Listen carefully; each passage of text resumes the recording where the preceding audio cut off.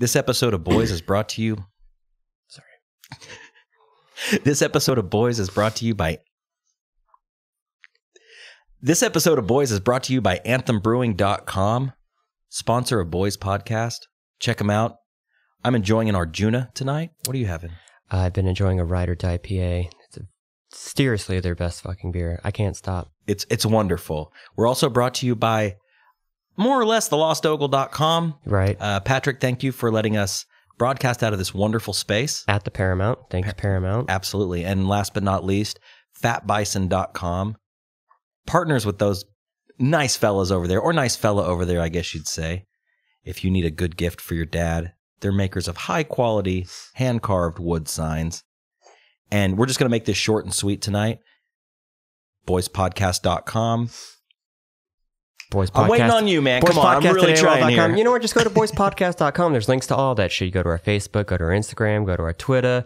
We got a donate button. You can donate whatever you want to donate. We got a Patreon subscription if you want to subscribe to us. We're going to start doing some more fun shit with subscriptions too coming up. So there's some cool shit coming that way. Wonderful news on the horizon. Stay tuned. Without further ado, Boys Podcast.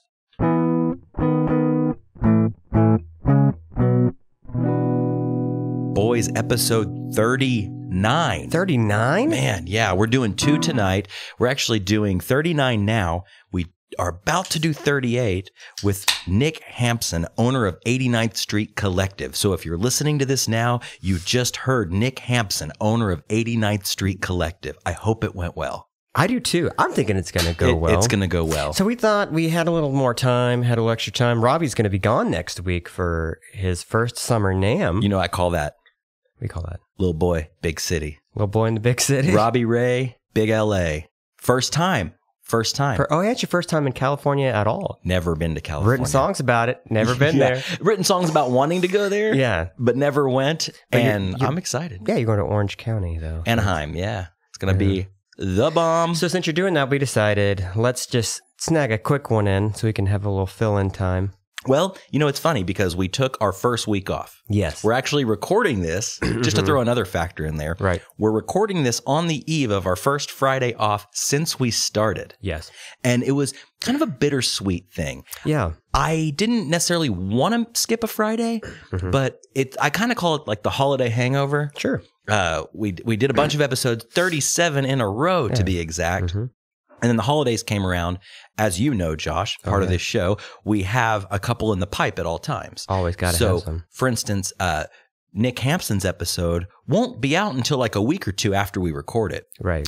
So basically that Friday we took off where we didn't do an episode after the Jewett and Van Dyne episode, that was actually because of the holidays. It's a weird thing. So this is like some like sci-fi movie timeline. Yeah. It's Inception. Yeah, it's but Inception. Boring. But yeah, so we took that Friday off, but we're getting in 2 tonight. Yeah. So we don't have to take another Friday off. I don't want to do that again. I don't either. I felt we miss you guys. I miss you. Well, I miss you too. I miss this table. I miss these walls. I miss glaring into those beady little eyes of yours. Thanks, man. No, that's a compliment, right? Beady, those serial killer beady eyes of yours. Those little bloodshot peepers. I actually had a friend. Was it 2 years ago? An old friend of mine sent me a text out of the blue. I haven't talked to her in a very long time, with a picture of Charles Manson, and it said, "Did your mom ever hang out in Haight-Ashbury district in the back of the day?" I'm like, "No, why?" Because you look like a young Charles Manson. I can kind of see it. And I saw it at first, like, what the fuck? I'm like, okay. I mean, young Charles Manson. That's young, handsome, bitch getter. Well, for sure. Pussy destroyer. Enough to start a whole community and make them kill people. Dude, okay, that's the thing. Charles Manson's a double-edged sword. Yep. Okay? Growing up... Great musician. Oh, man. Brilliant. Great record. Growing up, I kind of thought it was like... Okay, let me be very careful with my words here as to not offend anyone. Sure. I never thought Charles Manson was cool. I thought the fact that happened, like that somebody that evil and that powerful and that controlling, the fact that even ever existed, cool might be the wrong word, but I thought fascinating. It was very fascinating. Well, the psychology of it is what really is fascinating. I read Helter Skelter. I read Helter Skelter too. I watched all the documentaries. Not the sequel, but I read that as well. Helter Skelter 2. He's back to kill again. But now he's sick. I know. I should have put him on my 2017 celebrity death pool. In fact, you know what? Ringo, you're out. Manson's in. All right. Much like the Beatles, they would have been much more successful. Oh, for sure. They got Charlie on the drums. Should have. I mean, he was almost another Beach Boy. That didn't work out for him, though. Think of the crossover. It would have been amazing. Would have been crazy. But yeah, I never thought he was cool. Right. But I remember being a kid and watching like his interview. I believe it was with Geraldo Rivera.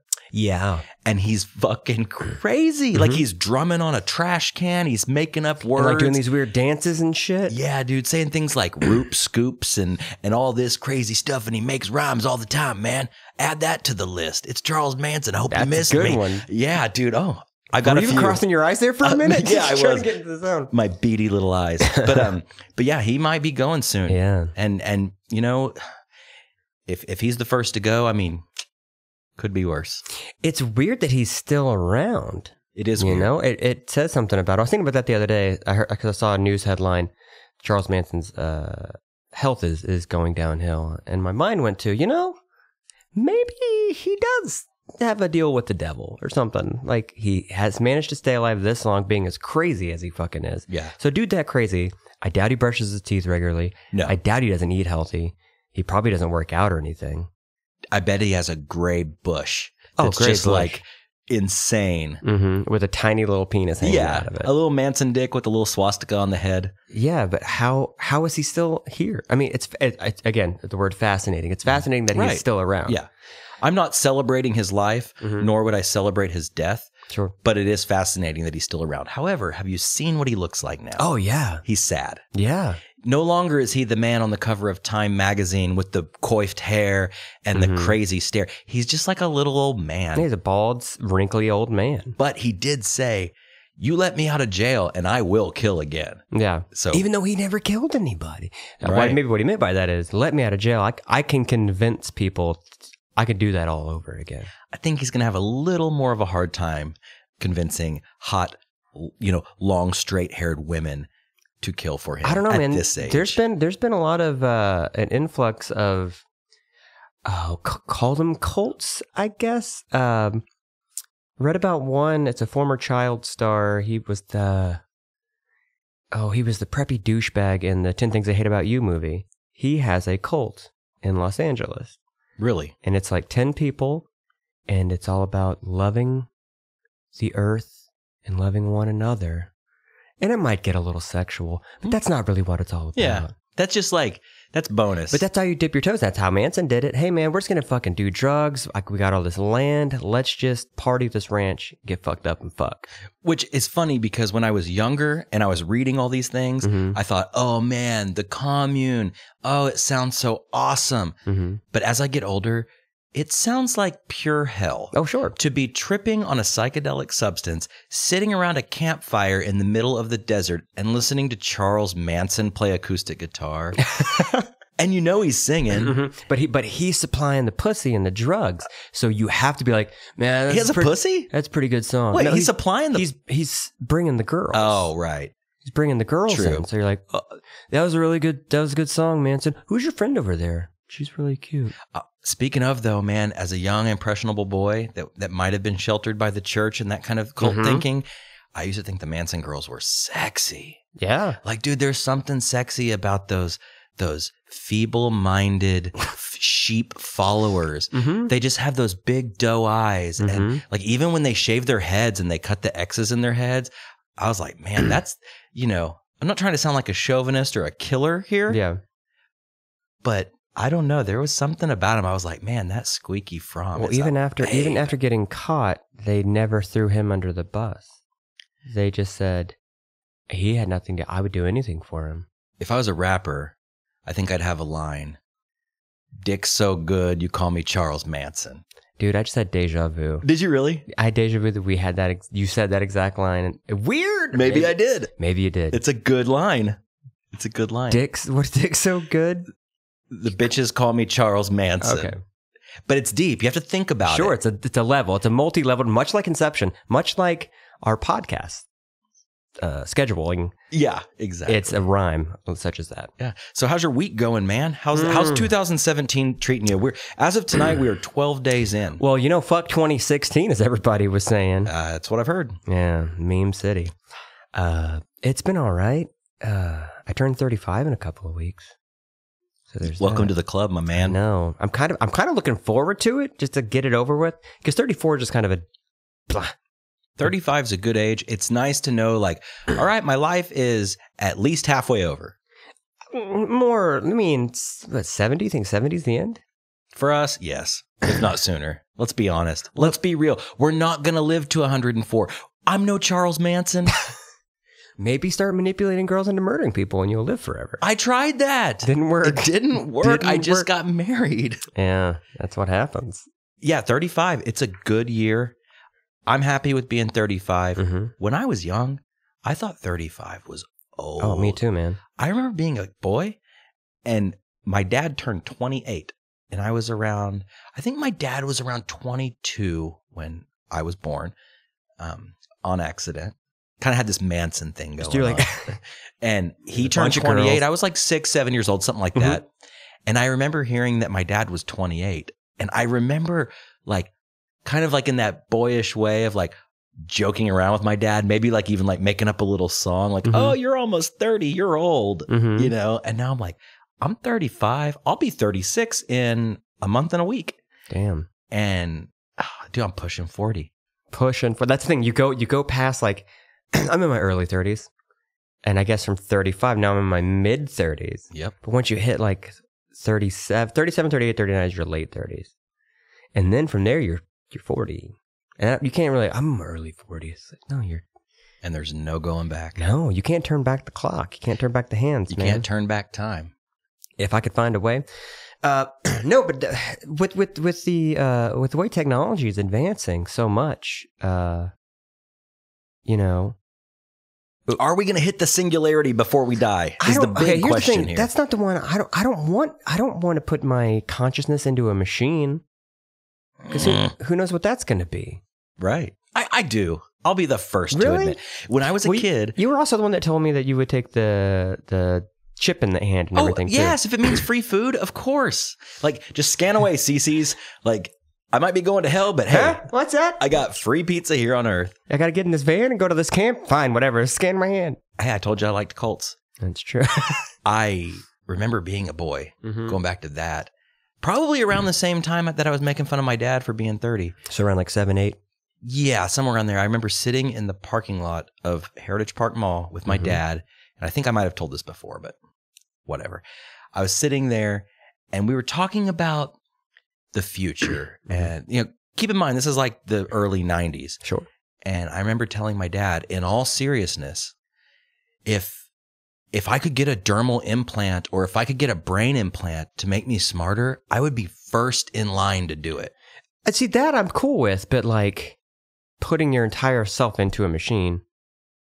Yeah, it's interesting. I would love to look into that more because it sounds good on paper, but then there's going to be this like lawnmower man scenario that you're not going to like, oh, I wish I could take it back and I can. It's going to be like Twilight Zone and all this shit. Right. But on paper, it sounds awesome. Right. Like your body will die. Nothing can stop mortality. Sure. But if you could somehow turn the energy in your brain into ones and zeros, put them in a Raspberry Pi and live forever for the low price of $35. Have you seen the new season of Black Mirror? No, not yet. Oh boy. Well, there's an episode that deals with such a thing. I'm not going to give it away. No, do tell. Okay. Spoiler free. Give me the spoiler free synopsis. It's hard not to spoil it. Okay, the title of the episode is San Junipero. It's set in the 80s, and there's these two girls that end up finding each other at a bar. They're dancing, they hang out. Got a little lesbian action. Yeah, and they get it on, and at midnight it goes away, and then they come back. And then they come back in different eras. Okay. And see, then I'm going to spoil That's it. That's all you can tell me. Yeah. All right, I'll watch it. Yeah. I think that we might have spoken about that before. We have. Not on the cast, but I think you mentioned you that. You need to check that episode out because it's to me that is something I would totally do because there's a conversation about it. Of okay, I'll just say this: say we don't know what happens after you die. You could go to heaven, you can go to hell if you believe those exist, or just lights out, you're done. Right. Or it's a state of nothingness, or all black, whatever it is happens. There's a spectrum of possibility. Sure. And we're going to plink down somewhere in that spectrum. Now, would you just accept whatever happens, or would you hedge your bets and put it on something to where you know for a fact you can live in this alternate state of being forever? Well, I mean, if we're being totally honest, to go back to like being ageist, like 35 or whatever, like you can be 28 forever, or 30 forever, or whatever age you want to be, you can be that forever. If we're being totally honest here, I mean, I feel like you and I have probably, taken back any bets that we've made on that because of like our upbringing. Right. When we were young, it was the Christian upbringing. It was the live forever, streets of gold. What do you want to do? You can do it all day. You'll never get tired. But you also have to worship God like all day long forever too. That's another part of it. That's the thing they didn't tell you. That's the fine print, and it is. But you also have to praise Him like all the time. All the time. All the time. All the time. Forever. Let me ask you this, Josh. If you could go back in time, let's say you're on your deathbed. Let's say you live to be 127 years old, and you're on your deathbed. And the singularity has happened, okay? And the doctor comes in. Let's say he's played by like a Neil deGrasse Tyson type. Sure. And he comes in and he's like, Josh, we can take you back to any age you want to be. What age would you pick? I guess it's kind of a loaded question because you're 35 as of a week from now. Yeah. So you can't really say, well, I'd be 50 because you don't know what 50 feels like. Right. I mean, but then I also can't say I'd be 25. Because, I mean, it really just goes on physical appearance is all it is, or the way you feel. But I would say it's more feeling than the way I look. Because I look good now. Yeah. But I don't feel as better? good. I felt better when I was younger. I mean, I don't feel like I feel extraordinarily bad. Right. But I feel a little worse than I did when I was 18. I'll take this body now, but structurally the way it was when I was like in my mid-20s. Like, no neck pain or back pain or any of that bullshit. Like, could I take my brain now and put it into a 23-year-old me? Yeah, exactly. Yeah. But that's the thing that everyone's like, you hear it all the time when you're growing up. Like, when you get to be my age, you're going to know better. And then the older you get, like, fuck. It seems like once you hit 30, like, it's like, oh, God damn it. They were right. Yeah. So then, like, I have younger friends and I have younger family members. It's like, you see them doing kind of the same dumb shit they used to do. And you're like, you know what? I'm just going to let them do it. They'll eventually learn. It's interesting. We've talked about this on the show before, like, our brain having a shelf life. And, I just wonder, like, I'm a very mentally coherent person. I get a little crazy sometimes. Don't we all? Relatively speaking. We're never going to survive unless we get a little crazy. Right. But I feel, the milk's going a little sour. Yeah? Like, just ever so slightly. Like, where you could barely even tell. Yeah. But it ain't as fresh as the day I cracked it open. Does that make sense? Oh, sure. I'm a paranoid person, I would say. Like, not all the time, but I would say that there's a slice of the pie of my mind that devotes itself to worry. Well, there's certain things that can trigger the worry. Like, it's not all the time. Happens with me a lot too. Yeah, I totally agree with that. Like, I'm sorry, I on the way here, my wife dropped me off because I'm a child. And I told her she's been reading a hell of a lot lately. Like, she's been reading this, I don't even know what the book is. It's a super thick, big ass book. Like, I'm really proud of you for like reading as much as you do. I don't do that. Like, I don't really grab books and read them. She's just always reading at night. And it got me thinking, like, am I getting dumber because I'm not reading? Or am I dumb because I don't have the drive to go read? You know what I mean? Like, if I have free time, I want to go out in the jam room, pick up a guitar, and make some songs. That's one way of being creative and using your brain. It's mental stimulation. But like not reading, learning anything. I don't think that matters. It's so funny you bring that up because I was thinking about that just the other day. And I remember our parents saying when we were younger, like, oh, you got to use a calculator. Just use your brain. But I don't feel that that's necessarily a truth. I feel like that's old man speak. Sure. Quote unquote. Like, yeah, I use a calculator if I have to add up bills, but I also know how to use the calculator on my smartphone that I know how to work that my parents don't. Right. And also it's going to be accurate, whereas I can use my brain and fuck up and not know. Right. Like, have you remember taking math tests when you were younger and there's a multiple choice answer and you've got all of those answers every time you got it, like, well, it could be any of these. And then you got to go back. Or like, your where did I answer fuck is up? none of those. None of those. Then you're like, well, which one's the closest one? I'm either super smart and I broke math, or I am mentally disabled. Yeah, I Goodwill Hunting this shit or something. Or I should be held back. Yeah, or you should just take me out of school and just put me in a rubber room or something. Speaking of, I was having a conversation with a friend the other day about somebody being held back. Mm-hmm. It was one of their kids or their kid's friend or something. Mm-hmm. You were never held back. No. Neither was I. I thought about that though. Mm-hmm. And I thought about the mental stipulations that are involved with a kid being held back in school. You're trucking along. You're in preschool. Then comes kindergarten. Mm-hmm. Then comes first grade. You're a first grader. You've got your friends. Hopefully you haven't changed schools too much. Second grade, third grade. Fourth grade. Got to be held back. Could you imagine the way that would make a kid feel if all of his friends were moving on to, middle school and you were held back? And this is no offense to anyone who has been held back. My sister was held back twice. Well, your sister's a fucking idiot. I know, I love her, but she's an idiot. idiot. I hate her and she's dumb. Okay, well, there's that. Just kidding. Just kidding. Okay. This is the second episode that your sister's been mentioned. Really? Yeah. I believe Van Dyne mentioned her on the last episode. I'm sure. Maybe. Anyways, moving on. She's not an idiot. I don't hate her. No, but what happened was she got held back. She dropped out, got her GED, went to school, got a nursing degree. And so she's like, what she didn't like about it was the things that I loved about school. I loved going and like doing art and playing with my friends and that kind of shit, being social and kind of learning shit on the side. That's how I looked at school. She looked at it as, I don't like being around these people. Like, she didn't like the monotony of the day and seeing the same fucking dumb people every day. Right. So she's like, I'm just going to bounce out. What grade was she held back in? Third grade. Man. Mm-hmm. She went to third, did not go to fourth. And then from there, she's like, I just can't imagine like the mental weight that comes with that. Because not only are your friends a year ahead of you. Hold on, let me finish that. She did go to high school. She didn't just drop out of third grade. Right. She dropped out in high school. She dropped out at third grade and now she's a doctor. Weird alternate Doogie Howser. Yeah. It's interesting though, because like not only do all your friends move forward, but then you're the older kid in class.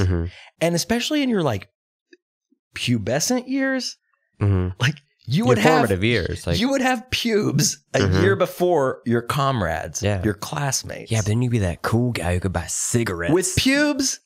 Were you ever cool because you could have pubes? No, you'd be the cool guy in junior year who can go out and buy cigarettes because you're 18. That's true. That's true. Yeah, you can go.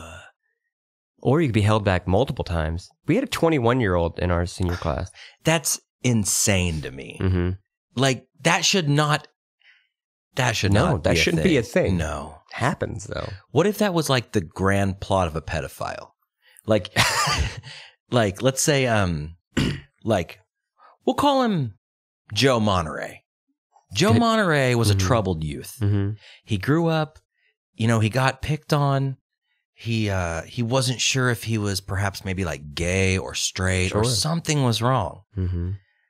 And, the time he hit fourth grade, he got held back a couple times. Maybe he had a developmental disability, a cognitive issue. And then, he makes it a few more years, and then he gets held back again in like seventh grade. Take back another, Yeah, maybe twice. Okay. So let's say I'm almost describing the plot of Billy Madison here. Kind of. Kind of. Billy Madison would be a pedophile's dream, first of all. Yeah? Yeah. Wait, how would he be a pedophile's dream? Because he's a grown man. He's not an actual child. No. Oh, his life? His life. Oh, yeah. His situation. So there's like an R-rated Billy Madison where it's just this like creep. I'm just imagining like some like, what's his fucking name? Uncle Paul. Yeah. Just a creepy Jim guy and like, Sam, yeah. I'll take over the business. Yeah. But I need to go back to school. I'll be the hall monitor. Yeah. Oh, yeah. Hey, you can't go to the bathroom yet. You got to tinkle right here in the hall. Creepy. Susie. But here's the thing. Lift up your pinafore. There probably was that. I literally have goosebumps because I'm so horny. But no, but think about it. Like, if you were 21 and you were around like 17, 18-year-old. Okay, and I'm not talking about like from your class, but let's say you were 21 and you were a senior and you went to a smaller school and the lowest grade would probably be like 15. Yeah, ninth graders, yeah. Like that's a disparaging difference. Oh, of it sure ages. is. And that's also very creepy. I mean, I got creeped out. There was a gentleman, won't name any names. I was in choir. Taylor Vincent. No, there's a gentleman he was a senior. I was a sophomore, and he was dating a 7th grader. And I thought that was the most fucking disgusting thing in my life. No names will be named. Right. And everyone was like, what the fuck are you doing? Can't help love. Actually, he was one of the guys who said one of the grossest things I've ever heard is, if they're old enough to pee, they're old enough for me. And then he also said, if they're old enough to crawl, they're in the right position. Now that's a pedophile, right? Do you remember those, they're like the Jesus jokes, the dead baby jokes? Yeah, but you know, I'm just going to be real here. Mm-hmm. Is there not a difference between a 21-year-old man that has a 16-year-old girlfriend and a 40-year-old man that would put his dick in an infant? Is there not? Let's just be real. There is a difference. I'm not saying either one is right. Sure. I'm no pedophile apologist. But an 17, 18-year-old young man dating a 13-year-old is a little weird. I will not say that it's not weird, but there is a vast difference between that. Yes. There's a vast difference between that and a college age guy who is jerking off to children. Yeah. I'm talking there's children. There's a difference. Both kind of disgust me, but in very, very different ways. Very different ways. Yeah. Again, not trying to be an apologist. But then again, I've got a friend who's married to a 50-year-old man and she's 23. So there's that. I know somebody very closely who, we're in our mid 30s now, as we discussed earlier. As discussed, he is dating someone 10 years his junior. And, it's a weird sliding scale. Sure. Because if you are 50 and you're dating a 40-year-old, sure, no big deal. 40, 30, no big deal. But if you're 20 and you're lusting after a 10-year-old... I thought you were going to do the whole everybody 20 and 30. But no, it is like a 30-year-old fucking a 20-year-old is fine, I think. But you can't, that's where it stops. You can't go 10 back from that. I think once. What's the old adage? 4 years. No, or is it 7 years? Half your age plus 7? Yeah. Is that right? Yeah. Or is it half your age plus... But half your age plus 7 for me is my age. Half your age minus 10, right? Hot. But half my age plus 7 is my age. Right? You're 14? No. Half my age would be... You're 34. 34. So half that's 17 plus 7 would be 24. Okay. Not that 34. Sounds about right. Yeah. It still seems weird. I mean, I would, but for me, like, between the ages of 21 and up, like we're all adults. Another thing that I think is really funny, and I've talked about this with our good friend Colin quite a bit, ad nauseum, if you will. At nauseum. At nauseum. I hate that. That's my Twitter name. At nauseum. The MILF. Oh, yeah. Okay. The word the MILF, the term the MILF was... Did that precede American Pie? Honestly, I heard you say it before me and Colin went to go see American Pie in the theater. I'm a trendsetter. What can I say? But see, you were always like, you were doing the Reddit 4chan shit before there's Reddit and 4chan. You were always on these like message boards and shit. Yeah. And that's probably where you saw it. FDA, all these other things came from there as well. Right. So yeah, when I saw that movie, I was like, how'd that guy know about MILF? That's weird. Yeah, I thought that's our thing. Yeah. That's our acronym, or AN. Acronym. GGM's another one. it's funny though, because when I was in high school, I liked MILFs. It's a plural for MILF. MILFs. Mm-hmm. I still love a good MILF, but it's funny because Colin and I were texting, once, and I was like, man, I still see, like, if I go to perfect example, home of the MILF, Target. Yes, exactly. The Target in Edmond, home of the MILF. It's like you go there, like I'll go there on my lunch break sometimes to like pick up something I need. Yoga pants and North Face. Exactly. Like pushing a stroller around, nice butt. Ponytail, every time. Ponytail, North Face jacket or some sort of vest. And I'm like, man, MILF. I'll point at him. I'll go, MILF! You're a MILF. I'd like to fuck! And then she turns around and you're like, she's like 5 years younger than me. That's my point. It's like, wait, aren't all women my age MILFs? Yeah. MILFs? Well, here's the thing, though. When we were younger, say high school years, when we were looking for or searching MILFs or pointing out MILFs. Sure. Mature they were probably in their late 20s, early 30s. Yeah. Maybe mid 30s. Now that I'm 34, going to be 35. You're a MILF. Oh, I'm a dills. Gone fishing. No, but is it weird that I always kind of looked at, like, I was more like a MILF, but not like old granny? I like a hot, there's something hot about like a 50-year-old woman. Dude, like a giga MILF. No, not a giga MILF. Not a great grandma I'd like to fuck. No, a giga MILF. A great grandma? A great grandma I'd like to fuck. Hot. Oh, she's like 370 or something. The ripe age. Gray. The grays, as I call them. Oh, it probably smells like chicken broth. And little sugary, little whisker kisses. Oh, come here. Gross. Here. Anyways, yeah, the stigma of the MILF is so funny because I still, like, if I'm, the other, I call it the honey hole. There's Target. Honey pot. Okay, you got honey hole. Target, another good one. And this is a regional thing. So shout out to all of our Midwestern listeners. Oh, but yeah. Hobby Lobby. Yeah. Man, every time I go to Hobby Lobby, there are like beautiful, sad women there with like their bejeweled jeans, pressing a stroller angrily into the ground. Either recently divorced or maybe they're not working, but they want to. Well, yeah, they're stuck at home with their shitty children and they're like buying crosses. Like that's what they do. They're like, oh, I need to get this fucking dead plant put on the wall. Sure. This sign that says believe, I need to put that in the bathroom, or eat, pray, love, or live, love. Live, laugh, love. Yeah. I believe is that. That is a MILF. That is a... Yeah. There should be a catalog for MILFs. It's just like, okay, you got your eat, pray, love. It's not eat, pray, love. I That's know, the movie. Live, love. Live, laugh, love. Yeah. And then there's got to be a wine glass somewhere. Yeah, and like a fleur-de-lis candle holder. Oh, boy. To put on the wall. Yes. Oh, sconces. That's what it is. Sconces. Yeah. Moms love sconces. It's just funny. Yeah, I'm like, MILF. Wait, she's younger than I am. 27. I wonder if anybody's ever looked at me and thought, Dad. DILF.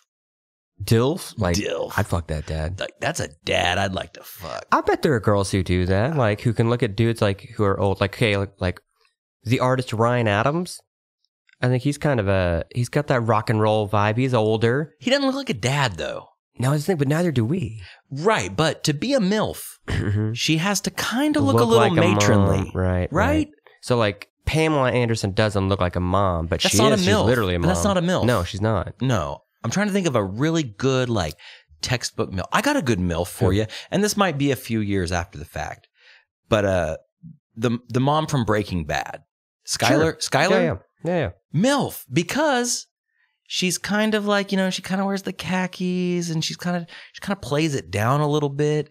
Like, if I see some woman my age or older or a little bit younger, and she's like, titties out, like putting it out there. I don't think MILF. I think attractive woman or like, hot sliz, something like that. But I don't think like MILF. To me, a MILF has to be kind of like matronly. Sure. Like a Mama's Family. Ooh. Like a Roseanne? Robby, where are you going with this? Grace Under Fire. Dude, I was just thinking that. Like, literally, I was trying to, Grace, what is it? Grace. So Diane and I were watching that HBO show. It's already canceled, and everyone talked about it, and I never watched it. It's called Leftovers. But there's a scene in the show, and this old, smoking, gross-looking lady is talking to this guy, and Diana goes, "Is that fucking Brett Butler?" I'm like, "That's not Brett Butler. It's Brett Butler." Oh, she looks real bad. Hasn't aged well? Well, she never really was well to begin with, right? Big question of the night. Was Brett Butler a MILF? No. Jackie from Roseanne. MILF? I'd slip it to Jackie. Dude, maybe. I thought Jackie was hot. Yeah. And still do. Mm-hmm. Let me rephrase that. I still think Jackie from Roseanne is hot. I don't know about the lady who played her. I don't know how she's aged. Sure. But Jackie kind of reminded me of like a bird. She was always just kind of like Yeah. Big Bird looking. Mm-hmm. But I've been known to catch an episode of Roseanne every now and then. What about the other sister, the blonde one? Was that a sister or a friend?